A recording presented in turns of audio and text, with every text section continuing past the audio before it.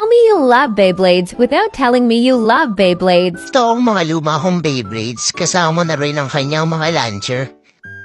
Ito naman ang binili ko sa TikTok shop na Beyblade Burst, yung bago. At ito naman binili ko sa Shopee ang mga lumang Beyblade. Ayan, tinry namin paglabanin yung bago at luma para makumpara namin kung sinong habang mas malakas sa kanilang dalawa. Nanalo dito yung bago kaso biglang nakat kaya pinaglaban lang namin ulit. Ito ang round 2 ng luma at bago at grabe kitang-kita kung gaano kalikot may paglaban yung bagong Beyblade.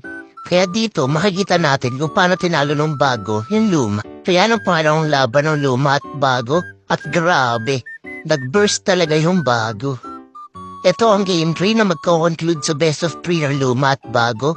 Pinaglaban namin ang Capricorn at kulay pula sa bago.